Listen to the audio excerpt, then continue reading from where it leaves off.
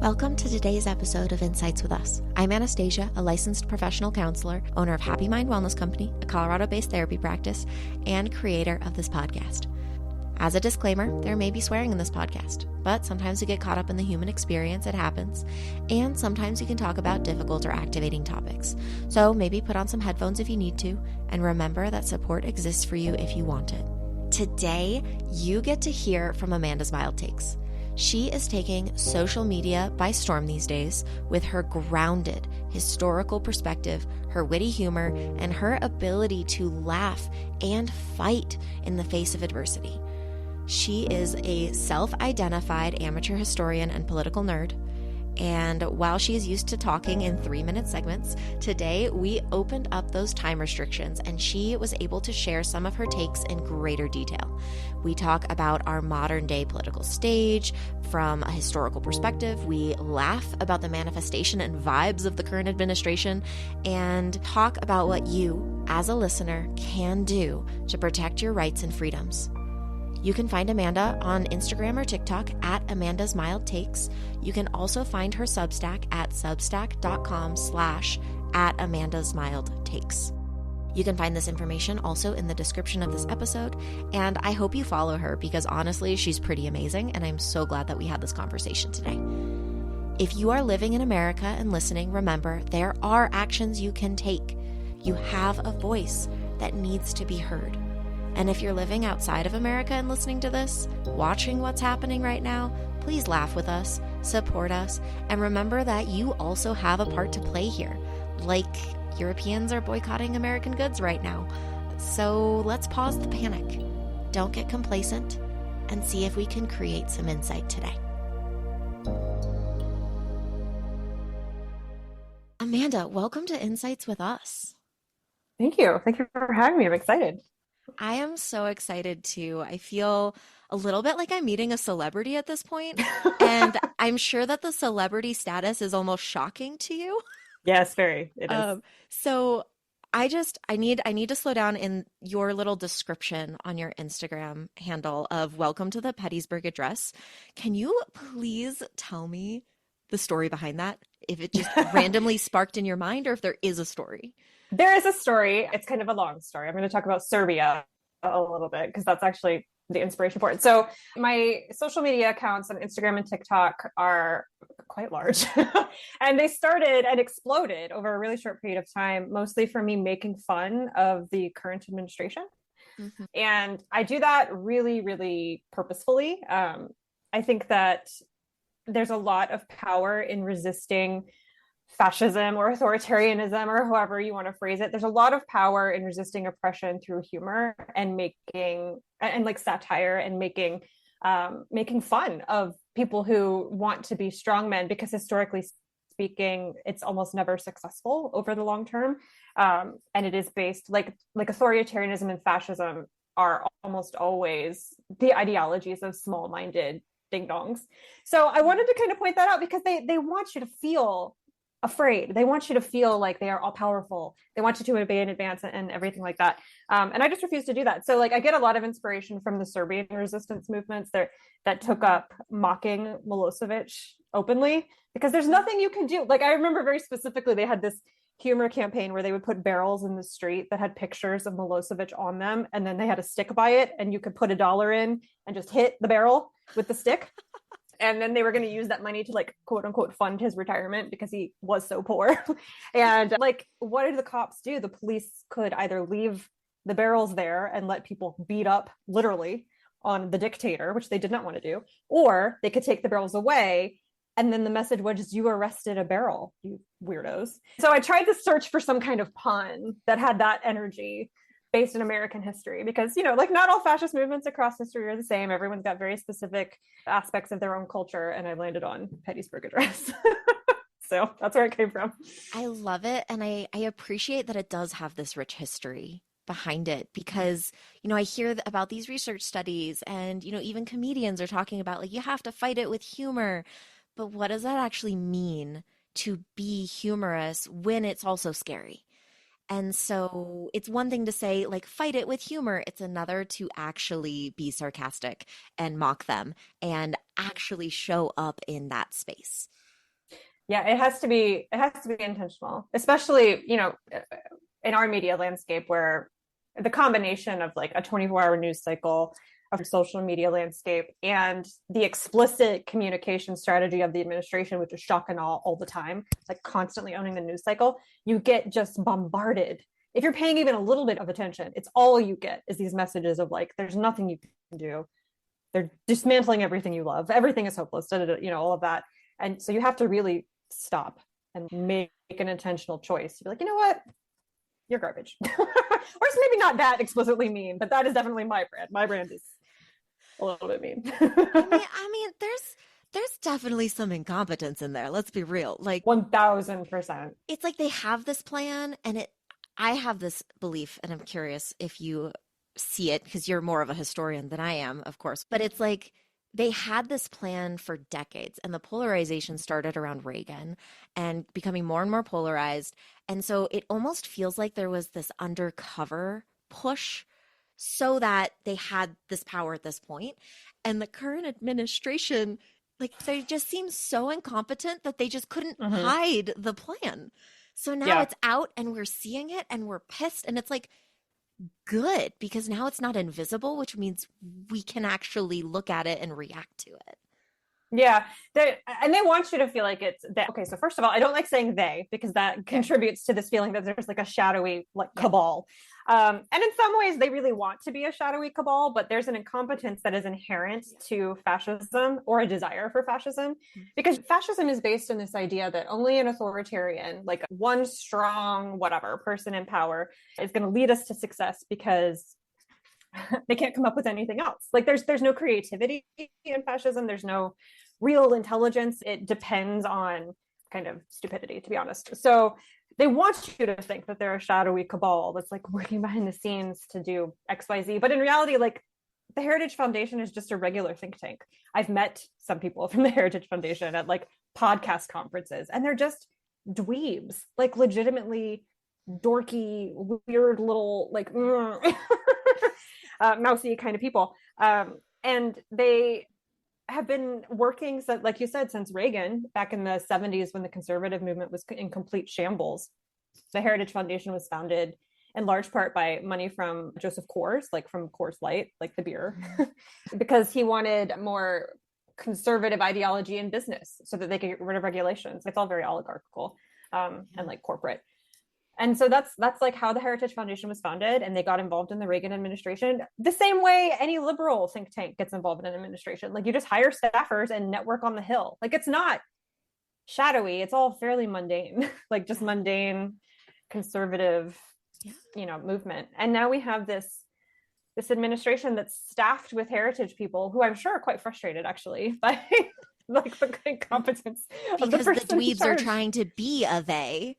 Yes, but they're dweebs, and everybody's looking at them going, you're all dweebs. Yeah, I actually wrote in my Substack, I do a bi-weekly deep dive into Project 2025. I'm going a chapter at a time. And the chapter that I was writing this morning was about White House staffing and how Project 2025 recommends the White House be staffed, and then how he has actually staffed the White House. And it's all just very normal. It's like, find someone to run your office who will execute your agenda. They should have policy experience. They should have, like, it's just all like, okay, that's what anybody would do. This is not frightening. It's not big and scary. It's just their agenda doesn't align with what you want. Yeah, I think a lot of the fear comes from the volume of it. Like both the volume of the agenda, the size of the agenda is huge. Like Project 2025 is it's 900 pages, right? And it is all about dismantling everything all at once as fast as you possibly can in the first 100 days, which are thankfully over. So I suspect we'll see a lot of this maybe slow down over the next few months, but it's the volume of it. And then also like Trump as a person embodies so much of the worst impulses of American politics over our 250-year history, all in one person. So it's just the size of the incompetence that's like quite frightening, I think. And some of the pushback that I get on my content, which is about like not panicking and not being afraid if you can help it, is about that. Like, how do you get your head around that the person in charge of our country is actually just quite stupid? Like, because then people feel like they're in the arms of a chaotic situation, and that to them I think is more frightening than believing what I often hear, which is like, no, it's an evil like conspiracy to overtake, like people really want there to be some shadowy conspiracy happening because that feels more comforting than the idea that this is just an incompetent chaos hurricane. But that's the reality. It is just incompetence and bad impulses and like all id, no ego, just a complete childish nonsense. I want to be on top. I'm on top. I want to do whatever I want. Kind of period. Yeah, it's a very schoolyard bully, which to be honest, fascists often are. Not to be all, I mean, not to draw, I'm not drawing a direct line from Trump to Hitler. We don't need to do that. There's plenty of examples of fascism in American history. Well, and so many differences as well. Like you said, it's not I mean, all the same. But that was the initial panic when he took office was, oh my gosh, so much of this is exactly like Germany in the 1930s. And it is maybe in spirit, but in reality, we have very little in common with Germany in the 1930s. Our constitution is completely different. Our history is completely different. That constitution was like 8 years old when Hitler took over. Ours is 2 centuries, but at the same time, there are a lot of commonalities in behavior, and that didn't work out for Hitler. He lost that war as soon as he started it. I see so many similarities in the ideology because nationalism is fundamentally an ideology of paranoia and fear and panic. And none of that equals a sound political strategy. It didn't for Germany, and it isn't going to do for Trump either, in my opinion. Yeah. So as you're saying that, I have a question because, the rest of the world is starting to lean more left because of what's happening in American politics. And a lot of countries are kind of distancing themselves and making it so that they don't need America's help to survive.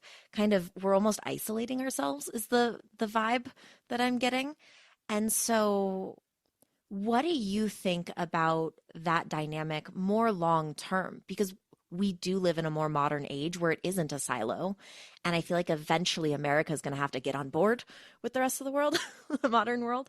So what do you think about what's happening everywhere on the grander scale? I think you're right. I mean, we just saw the Canadian election and then the Australian elections that happened last night for where my time zone were complete repudiations of people who had actively aligned themselves with Trump. I heard somebody call the Australian conservative Timu Trump, which is, it's just hilarious. And it feels a little silly, or like, of course, that America is lighting itself on fire on the pyre, like sacrificing itself as a warning to the rest of the planet. And everyone else on the planet is like, herd, we're gonna swing to the left here. But it is on purpose. Like so much of the Make America Great Again ideology is about dismantling everything that made us a global power. NATO, all the post-World War II political and historical decisions that we made, the New Deal domestically and NATO specifically, because Trump and his administration feels like the rest of the world uses that to take advantage of us, that we are the security of the world militarily and we don't get paid for that, which is why he asks, like, you could straight up just write a check to the Treasury and then I'll take tariffs off you. Like he uses that dominance that America has historically had for almost 100 years as a cudgel on the rest of the world. And it's not working, which is, again, the same mistake that Hitler made, the assumption that bullying proud independent nations was going to result in immediate submission. It won't. Other nations don't like to be talked to like this. Everybody's got national pride. Everybody does.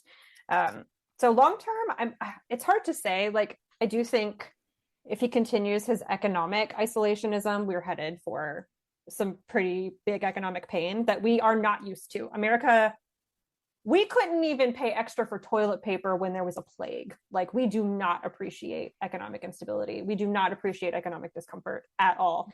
And we're pitting our inability to withstand economic pain against China's, which is 5,000 years old. Like, it's idiotic. It's just complete insanity. And I use that kind of literally a little bit.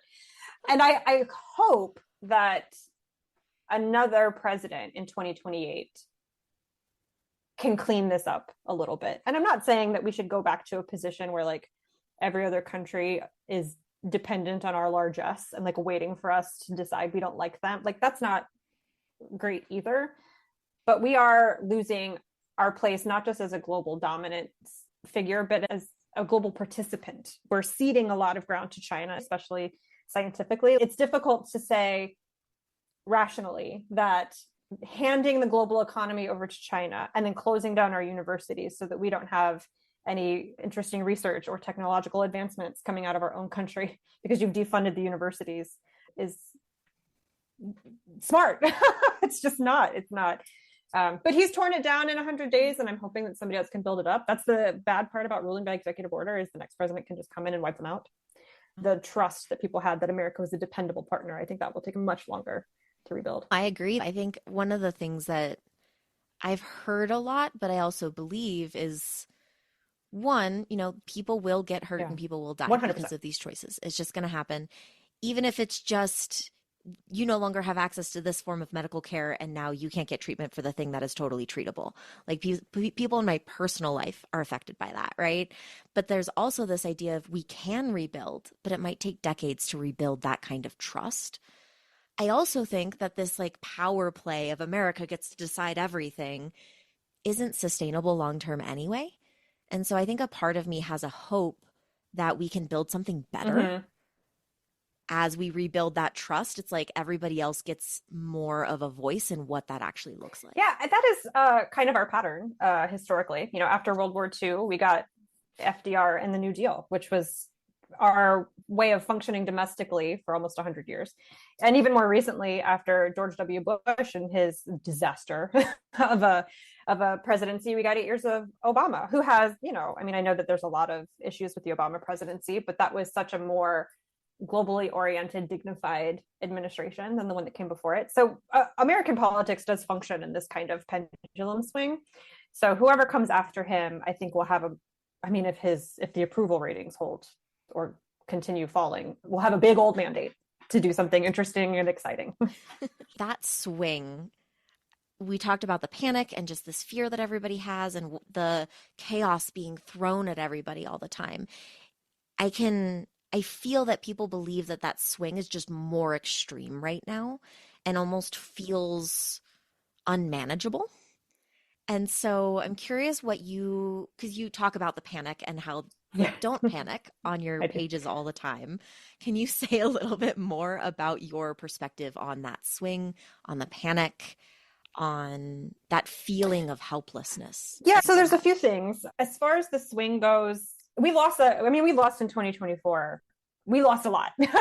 But I don't think that is a kind of moratorium on American liberalism, which I think a lot of people are reading it as that. Like Americans chose a dictator over the smart woman who was running because Americans, hate democracy. I don't think that's accurate.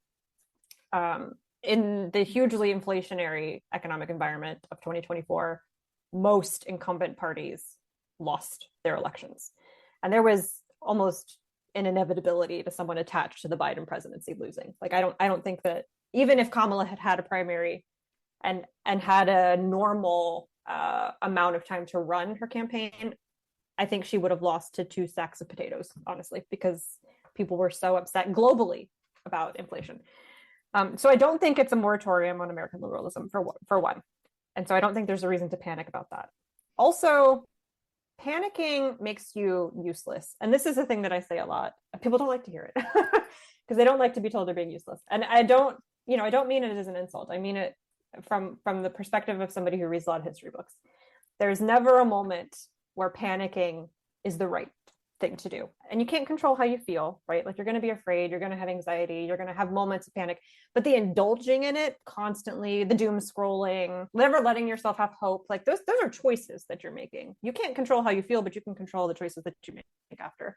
Optimism is no less rational than pessimism. They're both assumptions about what's going to happen based on how you're feeling in the moment. I think that you just need to both accept that, like, this is not the end of democracy. It is also things we've done before. Like, almost everything he is doing is precedented in American history. And people really don't like it when I say that, because they want this to feel like an emergency that justifies their panic and their inaction. But it's not that it's not an emergency, but it's nothing that we haven't done before. Like, Eisenhower had a mass deportation. It's called Operation Wetback, which is insane. But Eisenhower had a mass deportation policy that swept up hundreds or maybe thousands of American citizens. We don't know because there was no due process, George W. Bush has imprisoned Americans without due process.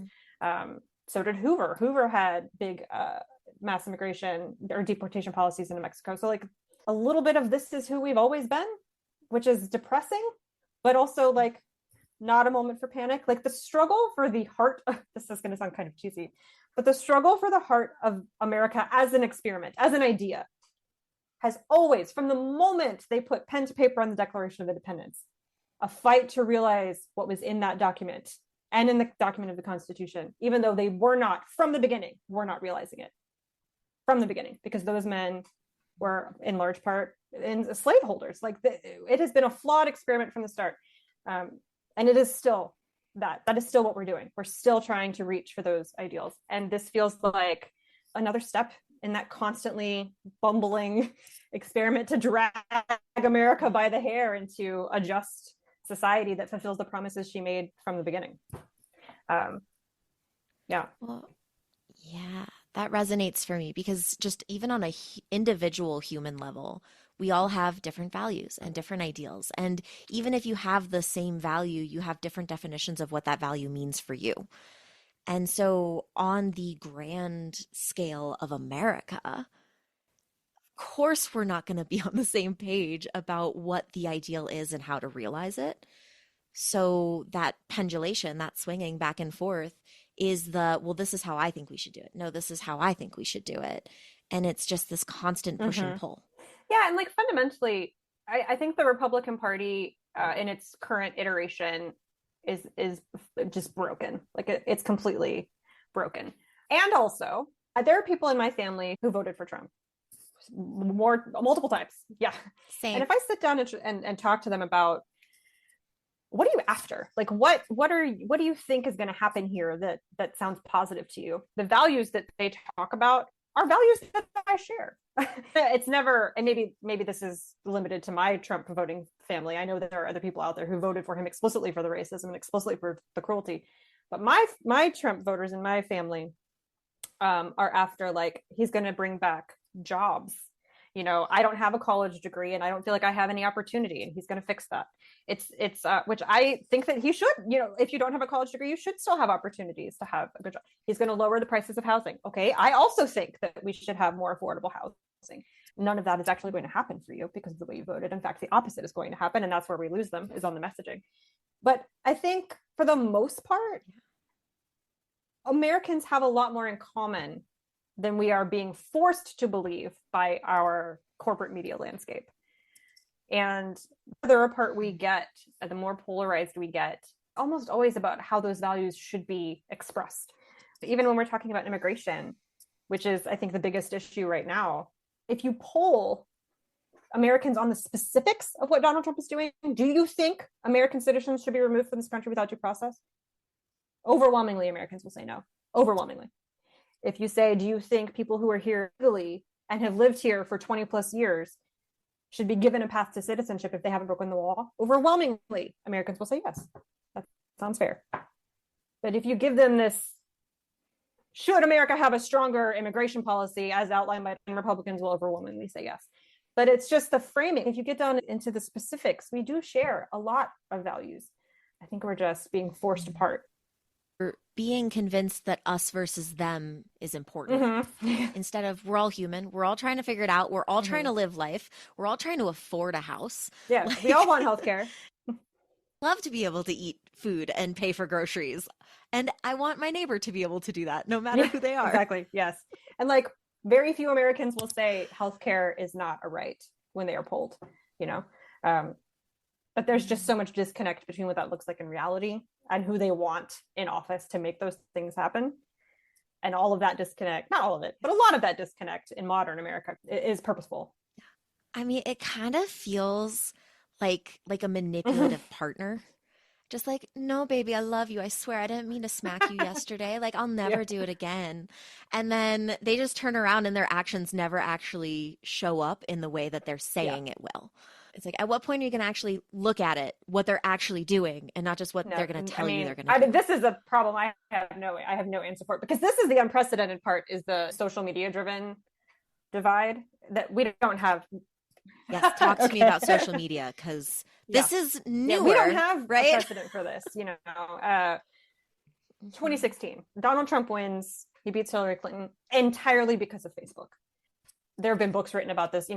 People can read on their own. But the kind of TLDR is that the Trump campaign took to Facebook, which the Clinton campaign did not do. The Trump campaign took to Facebook and used their very sophisticated advertising targeting tools to target low information voters, independents, and swing voters. People who don't pay attention to politics, which is the majority of Americans. There were people who went to the ballot box in 2024 and were surprised that Biden wasn't on it. They didn't know that he had dropped out. So very disconnected populace. They targeted people on Facebook with misinformation and lies. And then they created lookalike audiences, which I've worked in marketing before. So I've done this myself for buy this mug, but they were buy this candidate. You can create a lookalike audience on Facebook in advertising that's just, here's my target person, go find that person out in the planet. And then they will target your misinformation to lookalike audience after lookalike audience after lookalike. And that's how they won. It was a very sophisticated Facebook campaign. And Zuckerberg did not know this was happening. He knew about it afterwards and then tried to do it himself to run for president. I don't know if you remember that in 2018 when he went to Iowa. He thought, I can replicate this. No, baby. No, you're a lizard person. There's nothing happening behind the eyes. And it's just gotten worse. We even have our own platforms now. The right wing is all on Twitter. The left wing is all on Blue Sky. We have completely separate TikTok environments. We have completely separate Instagram algorithms. They're overrun by bots. It's something like 30 or 40% of the users on social media are bots. They're not even real. And then I come into social media and it's the same thing, I don't know that I'm making it any better. I accept that that's kind of the environment that I'm stepping into as I make content, but I am speaking pretty specifically to Democrats or liberally minded people. So it serves me, I guess. But we don't know what to do about that. We don't know how to speak to it. It goes back to the 90s, or even maybe a little bit before that. The Reagan administration overturned the Fairness Doctrine, which required cable news to present both sides of every story that was in the public interest. And Reagan overturned that, said that it was a First Amendment violation. And that's how we got Fox News. That's how we got Rush Limbaugh, which was the background noise of my childhood, Rush Limbaugh. And it just got worse over time. And now we have, Fox News, as much as Republicans talk about the evil of the mainstream media, they are the mainstream media. Fox News is the biggest news show on the planet. And what do we do about that? They exist in different realities. Republicans exist in different realities than we do. And so it's hard to even... Yeah, they're in their own bubble and liberals are in their own bubble, and the bubbles never the don't bubbles, cross. never the twain shall meet, right? And with the TikTok and the social media and the reels and the YouTube shorts, it's all just tiny little sound bites taken out of context.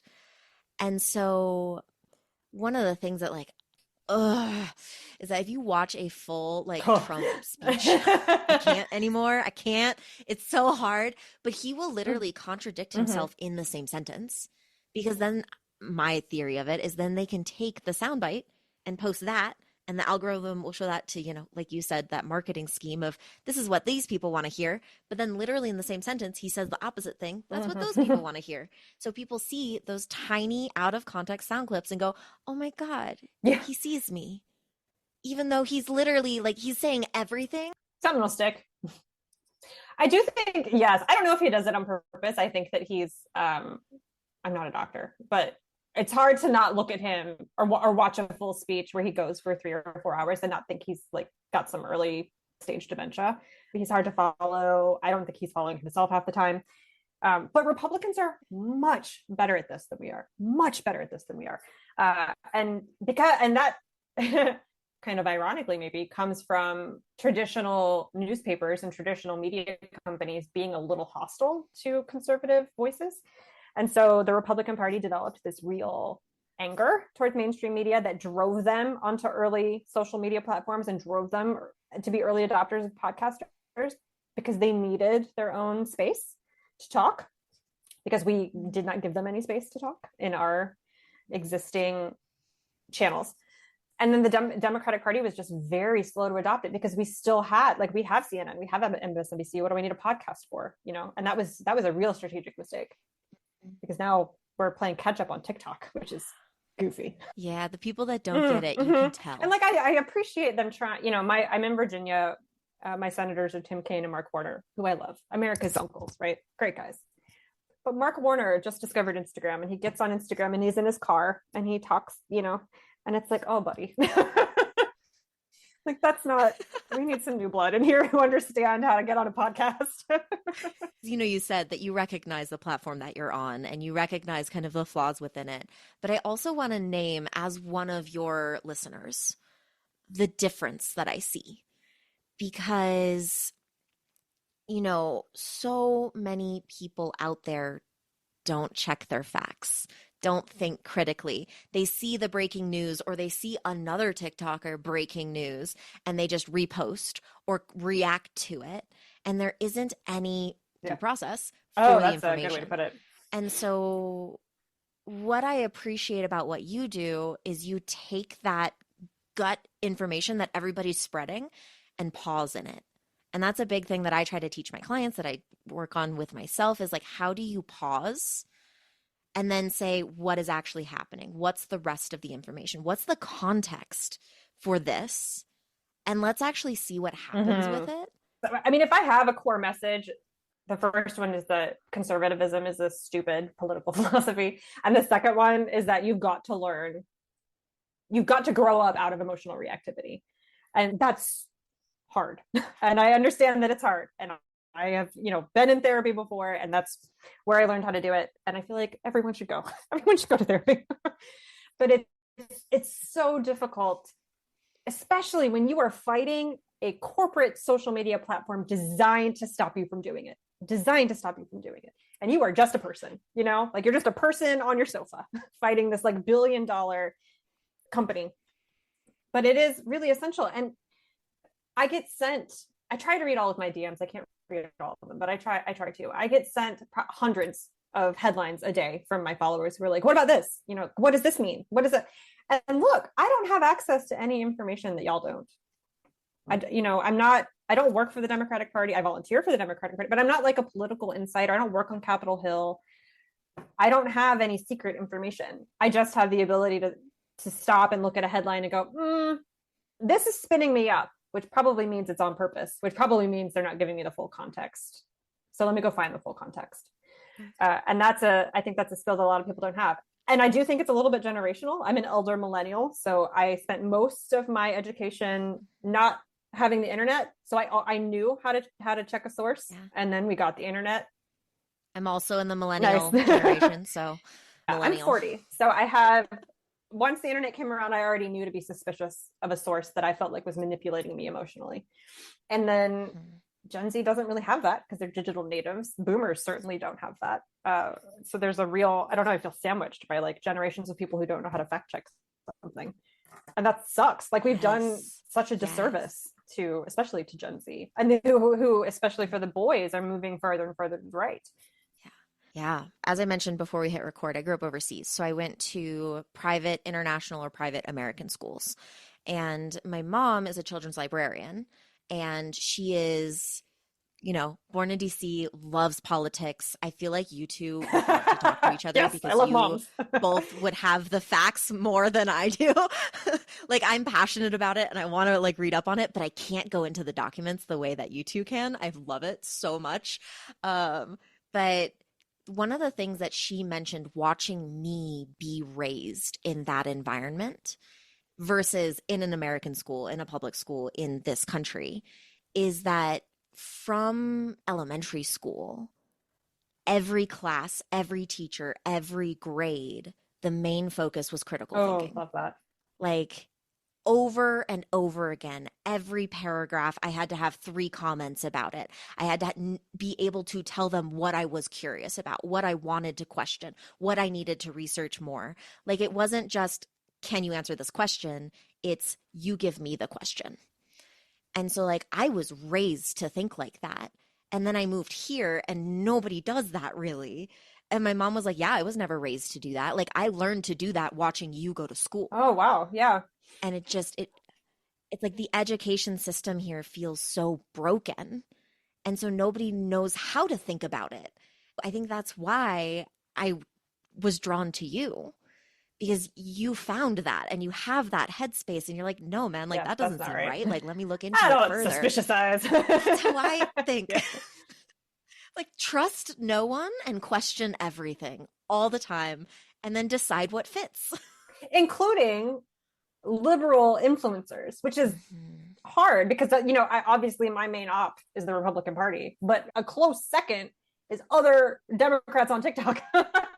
Because most of my videos, I keep them under 3 minutes because then I can post them to TikTok and Instagram and I don't have to do any extra editing. But they're long. The average TikTok is 7 seconds and mine are 3 minutes. So I know that I'm losing a lot of people. Like, I lose audience. I'm sure I could have a much bigger, more profitable account if I did breaking news. Trump has bad hair, or whatever. Like, Trump tweeted a thing. Who gives a shit? I don't care, but that's how you capture people. And I don't think it serves us. And I understand why those accounts exist. I understand that people are scared and that they're finding community with other scared people to be scared together in a scared little panic spiral. Yeah. But I don't think that's helpful. And I don't think more importantly, not more importantly, it's not helpful for any of our mental health, any of us. Mm-hmm. It is also bad politics. It's bad politics because a Republican who lands on the Democrat or even an independent who lands on our TikTok and just sees breaking news, Donald Trump is Hitler, breaking news, Donald Trump is Hitler, thinks this is insane. Like, they're hysterical. They're so like panic, weird, liberal snowflakes. Mm-hmm. And that's not how you win elections. If a message of fear, if a message of Donald Trump is going to destroy democracy and America is doomed worked, we would have won in 2024 because that's what we were saying. Yeah. Vote for Kamala or America is doomed. Well, and it almost feels like people like plugged their ears with that because they're tired of being afraid. They're tired of seeing it. They're numb to it. They're like, you can't tell me what to do. Like, look at this 7-second clip of Trump saying exactly what I want him to say. Like, that's going to happen versus like, be afraid of him. It's like, but I'm not. So what do you want me to do here? No, what I'm afraid of is how I used to be able to afford eggs and now I can't. There are a lot of fundamental differences between the Democratic Party and the Republican Party that have been true since they were founded in the 19th century. But one of them is that Democrats are very idea oriented and Republicans tend to be very action oriented. You can hear it even in the like "Make America Great Again" has a verb as the first word. Mm-hmm. And you think about like Kamala for the people is lovely and an idea that I appreciated and I loved her and will broke no Kamala slander. Yeah. But there's no action there. There's no like for the people to do what, Yeah. I believe that she was and I believe that her policies were. But if you're not a person who is plugged into politics, you didn't know what her policies were. Mm-mm. You might not have even known she was running, but you know what what build the wall means because it's got a verb in it. And it's 3 words. We don't do that. We don't have we want to sit you down and be like, let's have a policy discussion that's 3 hours long. So basically, we need a better marketing team. Yeah. We need to put Pete Buttigieg in charge of everything that we say because that's what he's really good at. Yes. I follow him. Love him. Or Jeff Jackson. Jeff Jackson was so good at this when I don't know if you're familiar with him, but he was a congressman from North Carolina who kind of blew up on Instagram because he would sit down in a t-shirt and be like, here's what happened in Congress today. And then it was very simple language. It was, here's how it affected you. It was, here's what I tried to do about it. End of thing, And it was so effective. He was such a great communicator. He got gerrymandered out of his seat, but now he's their attorney general. And is doing a great job leading a lot of successful lawsuits against the Trump administration. But we just need better communicators. And it doesn't help that the majority of our party in Congress are like over 70 years old. Mm-hmm. Yeah. Well, it's all very old school politics. People are going to die eventually. Like, even if they don't get voted out, like they're leaving eventually. They can't actually stay in that seat forever, even if they want to.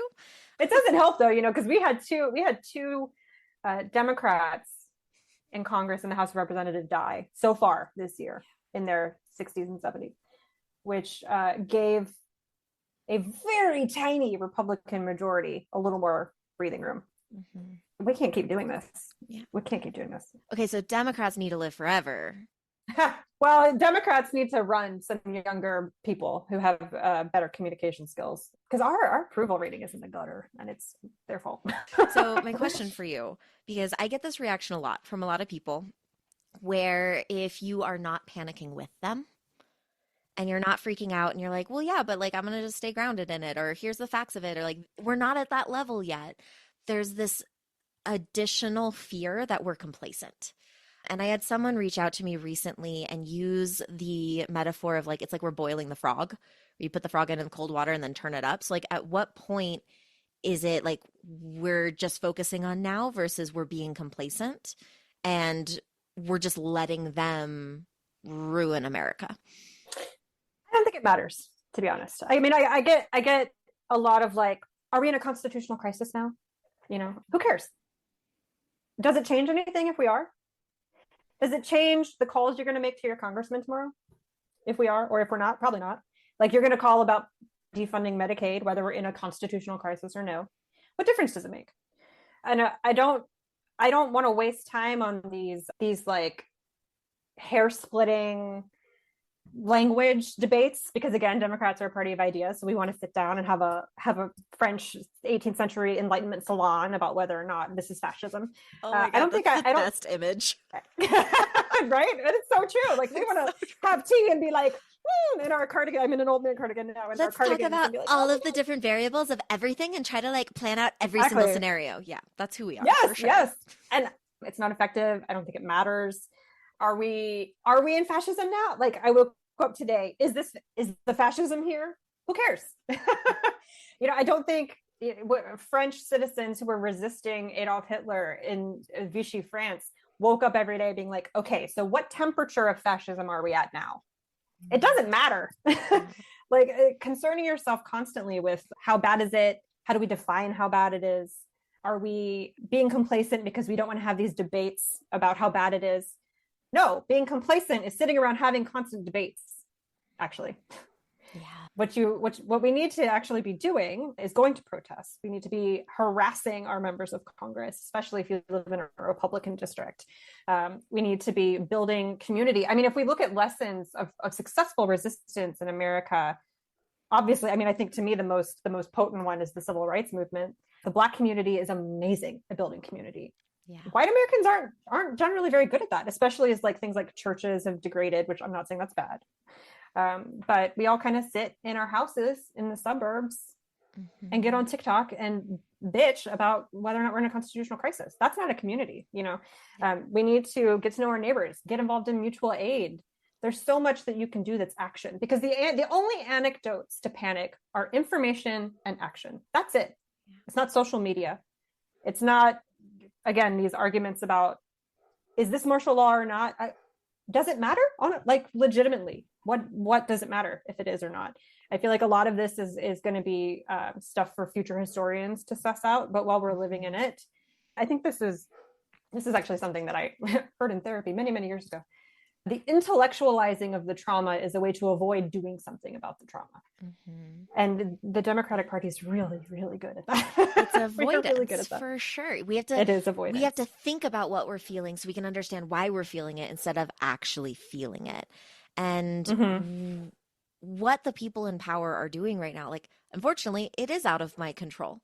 I can't call up or like text Trump and be like, hey man, can you just like hey stop? Bestie, could you chill? Yeah. Like, babe, can you just like take a self-care walk? Like, you need a hot girl walk right now. Go get your tumbler. Like, let's go chill. Like, that's not gonna happen. I would love it with his like little fanny pack and his like biker shorts. I want him to have like a hot pink Yeti. Like, that's what yes. I would love this so much. Somebody needs to Photoshop it. Be great. But like, I can't do that. I can't enact that level of systemic change. And even if I could, it wouldn't be systemic change. It would be changing him in that moment, but the big plan is still there, right? And so what they are doing is still happening. So within my world stage, not the greater world stage, but my world stage, what am I able to do? Yeah, and I think that like a lot of it, if you change your focus from, are we in a constitutional crisis? Are we letting fascism happen? Are we all these things you can control? To today, how do I make a choice to ensure that I don't live with regret about how I handle this moment in time when I'm old? Yeah. Because what you would have done in 1960 or 1964 when the Civil Rights Act was passed, and the police were fire hosing Black people in the streets. What you would have done then is what you're doing now. That's who you are. And so that's the only thing you can control, is who you are in a historical moment. The greater context of the historical moment, the details of the historical moment, it's not relevant. That's not your problem, really. Whether or not we're in a constitutional crisis is not my problem. We're not in the zoom out phase yet. We're in the who do you want to be phase right now. Exactly. Yeah. So that's what I try to focus on, is just today, how do I live in a way that like I can look at my kids and be proud of who I am and what I did and what I tried to do to make the world a place that they can live successfully. And everything else is kind of, I just don't care. I don't care. Well, because it doesn't affect you right now, because you're in this. It doesn't. Yeah. And, I said this before we started recording, and I said I was going to come back. I did warn you, because thank you for having that perspective. Thank you for being somebody that I can forward your videos to my friends and family. I can ask my clients to follow you or at least check you out, because you don't give in to the breaking news panic, because you are able to pause and look at it and read the documents in ways that a lot of people don't know how or don't have the mental capacity to understand it. I mean, I feel like a lot of it is legalese too. And like, it's so eyes bad. glaze over, right? So thank you for being that grounding presence for so many of us, that everyone around us is panic. And, you can work yourselves up in that community, or you can ground yourselves in that community. And you choosing to be this person is helping other people access it. Well, that's good to hear. That's what I'm going for. I got into making content. My account is very young.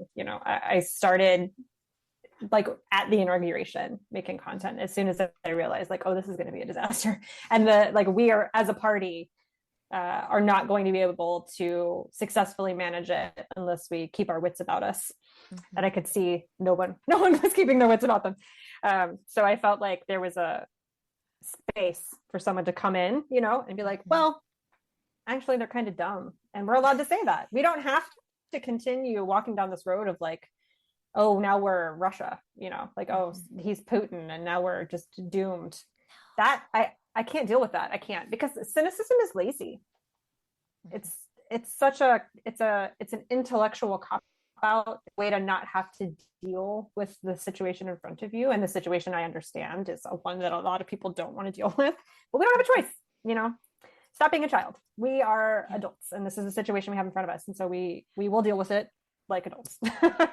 That was my mom voice. And those of you that listen to this episode, and not my last episode, is on acceptance. Hey! And how to accept the things that you don't like. So this is actually perfect. That's great. I've talked about them before. I've talked a little, I've only mentioned it because I don't, this is not my area. This is your area, but I have talked about like radical acceptance is really key. Like you've got to figure out everything from we're all going to die someday to a weirdo with a bad spray tan is running my country that I care about and destroying the lives of people who I love. Like there's a whole spectrum. in the wig. Yes, there's a whole spectrum of stuff that radical acceptance is so helpful with, because once you accept reality, that's the only real place that you can take any effective action from. And you've got the political side, deep dive stuff covered. I've got the acceptance and how to slow down with yourself and progress your emotional intelligence, because we do get stunted at a very young age because of our society and how we're told to show up. And it's like, I literally picture everyone's emotional intelligence as toddlers running around because they react as toddlers. And so the goal is, you might be an adult, but your emotions are toddlers and you have to help them grow up. Yeah. You got to do the work, as they say. Yeah. In the time that we have left, I want to talk about the hope. What's coming next? What are you seeing? What are you hopeful for? What can all of the people who are panicking hold on to? Yeah. And ground themselves in? I mean, I got a lot of hope, man. We have had tons of special elections. Sometimes they're not even special elections, but just like local elections, right? That happen constantly. We have elections almost every week in this country in some size or another, whether it's like your school board or your comptroller or a state legislator or whatever. And we are overperforming 2024 a good bit. And we flipped a couple of seats since he got inaugurated. Republicans have flipped no seats, and they are underperforming. His approval rating is the worst of any president since we started recording them in the first 100 days, which is a metric that was FDR invented the first 100 days as a strategy. So pre-World War II, we don't really have that data, but since the 40s, the 1940s, he has the worst approval rating, second only to himself again in his first term. I know, it's ridiculous. Or he is second. Like when you say it out loud, I just can't help but laugh because people are so afraid of this man who is the least popular person. Yes, and also deeply ineffective. Like, he has passed 5 pieces of legislation since he became president in his first 100 days. That is, again, the least since World War II, maybe before World War II, but I stopped counting because I got bored. Like even in his first term, by this point, he had passed, I think it was 21 or 22 pieces of legislation, and now 5. And he's got both chambers of Congress, and he just cannot get anything done. He is so ineffective as a legislator. And legislation is the only permanent way to change this country. Like, an executive order can be swept away by the court. It can be swept away by Congress, even though Congress isn't doing anything about them. It can be swept away by the next president, but legislation is much harder to get rid of. Anyway, so there's that. He's not doing anything. His approval rating is historically low. And generally, we'll see if this remains true, but generally presidents, after their first 100 days, their approval ratings only start to go down because people get bored. And the flurry of activity that presidents have when they first take office kind of fades. So if he continues to go down, by the time we get to 2026 and we're doing midterms, bloodbath. It'll be a bloodbath for the Republican Party. So I got a lot of hope. He's getting checked by the courts constantly. He's lost 70% of the court cases that have been brought against him since he took office. And it's a record number of court cases. He's issued, I think, 130 executive orders. 100 of them have been overturned. And for as much as he makes bluster about how he's not going to do what the court says, he almost always does what the court says. So he's just, I'm not saying it's not destructive, and I'm not saying it's not bad. Of course it is. And also, he's terrible at his job. And the worse he is at his job, the better we can be at ours when we have the opportunity. Yeah. Thinking of, the hot girl walk and the pink tumbler and running around. What you're describing, the image I have in my head is him and all of his buddies at a sleepover. And they're just let's do vision boards. What do we want to manifest this week?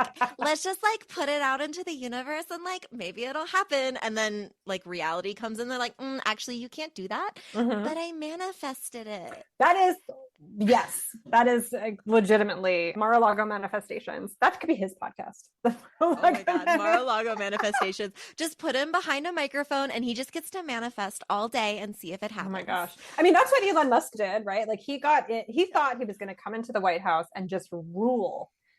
And he lasted 70-ish days, maybe, before the protests. And now he might get kicked out as CEO because he's done so poorly. Yeah. I mean, people are going to study how he destroyed one of the most hyped companies with the strongest stock performance in 2 months. Completely destroyed it. Yeah. And that brand will never recover. Never. Even if they do replace him as CEO. Because now you can't drive a car from Tesla without worrying about it getting keyed or, vandalism or people flipping you off on the highway. Because I don't know that you bought that after Elon Musk left. So that's just untold damage. And just the incompetence, how he didn't realize that was what was obviously going to happen. But I think the mistake he's making is the same mistake that liberals are making, which is that we can't do anything about what's happening, he thought. But we can. We had these massive protests that Tesla cited in their SEC filings as the reason why their stock was dropping. So we did that. We shoved him out of the White House. And now he's probably hiding with his harem somewhere. I don't know. That's just it, right? They're over there trying to be the party of action, saying all of these action words, but they're just manifesting. Mm-hmm. They're not doing anything. They're bumbling idiots hoping for the best. It's all vibes. It's all vibes. And the Democratic Party, we're protesting. Mm-hmm. We're calling. I don't know if you tracked what happened with REI, but we as the members shifted a lot. Mm-hmm. It's not fixed yet. There's still a lot to do. But what we are doing is working. Mm-hmm. It's just not working to the extent that everybody wants. Well, again, real life is not TikTok. A TikTok most TikToks are 7 to 15 seconds. The Montgomery bus boycott was a couple years. We need to be thinking in the reality of what moves corporate America and the reality of what moves big multi-billion-dollar political parties is not 90 days of calling your senator and holding a sign. Like, this kind of resistance takes years in America historically. So buckle up. Put on your big girl panties. It's not a quick 180. No. It's not a just U-turn on a highway. It's we are going all the way around the mountain as slowly as possible because it's the only way to actually get there. Yeah. Okay. So I'm loving this conversation and I love your perspective and I'm so grateful that you are here. And Thank I you. want to keep talking forever. Please come back. Please be my friend. Sure. Like, can we just like chat and do our own like manifestation parties where we actually like act? I have a vision board to be honest. Although my life has completely changed since I got on social media, so maybe I need to make a new one. Yeah, I was gonna say you're building up there because what you're saying matters. It does. It matters because you're helping people find their action. Yeah. And this is where your control lies. This is how you can help people, and they're taking that and then they're running with it. Yeah. And so yeah, this is where you have your power. My power is in the mental health side. I know how to help validate. I know how to slow people down. I know how to build up that emotional intelligence. That is what I am good at. That's what I'm trying to do, right? Like we all have our ways. Keep calling your representatives. Keep reaching out. Keep showing up at protests. Even if you can't read legalese and you don't want to read a 900-page document, find the sources that you can trust that are actually updating you and not just screaming breaking news at you. Like these are the things that I've heard you say over the last hour.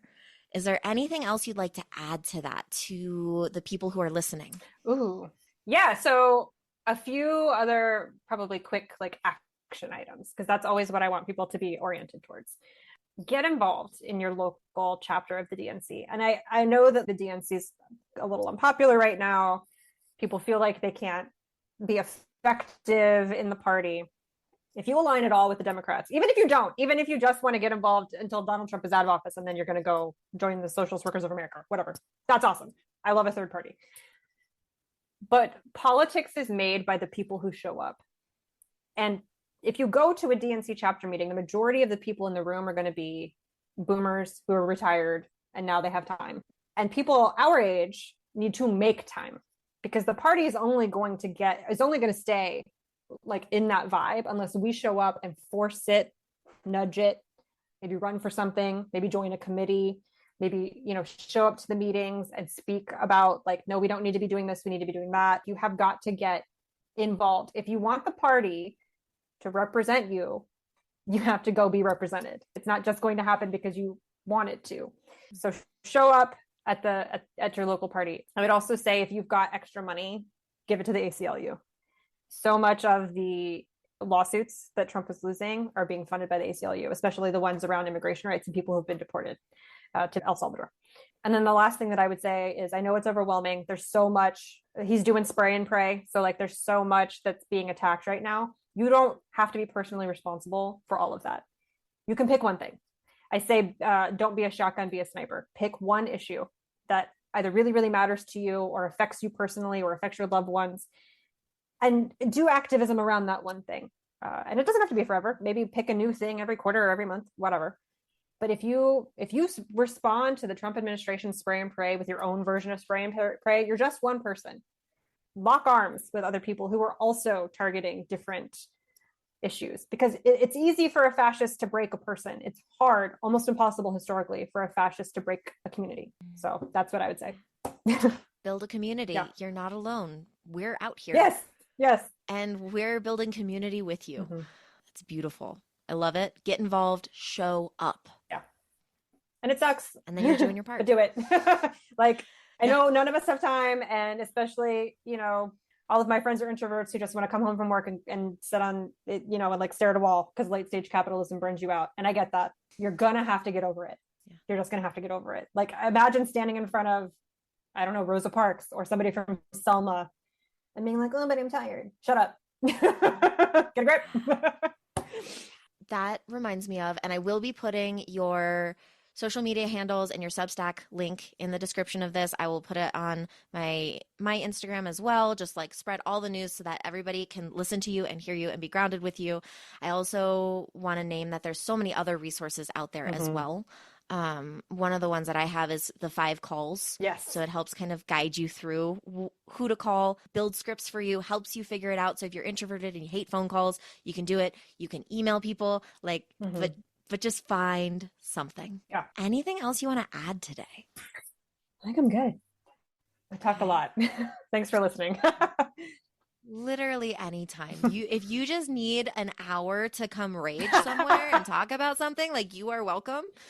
I'll just, it's like, I'm here. I'm one of those introverts you talked about that I'm home a lot. And I don't typically have plans because I like to relax. So if you just reach out to me and you're like, hey, can I use your podcast again? Like, it's yours. I have a hot take, not a mild take. I have a hot take. I need to put it somewhere. You have a hot take that needs a full hour, not just 3 minutes.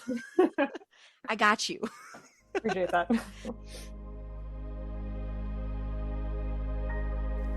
Hopefully something we talked about today resonated with you. I know it did for me. I took a lot from this conversation with Amanda, and I'm excited to continue fighting for our freedom, for our right to free speech, our right to vote, our right to exist. If you are living in America and listening, remember there are actions you can take. There is hope here, even if sometimes you're afraid, and it's okay to be afraid. If you are living outside of America, support us, please. We're doing our best over here. And remember that you are not alone. And I'm really glad that you're a part of my community. Again, you can find Amanda on Instagram or TikTok at Amandasmildtakes, or on Substack at substack.com/@Amandasmildtakes.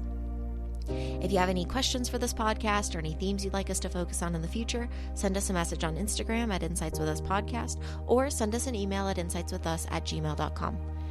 If you enjoyed this podcast and want to hear more, please follow, like, or subscribe.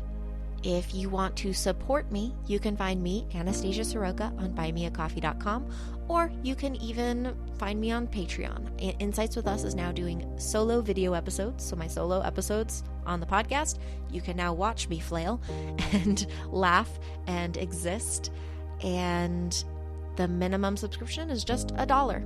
So do what you want to do with that, but it's there for anybody who wants it. I appreciate you, and I appreciate that you are listening. Thank you for creating insight with us.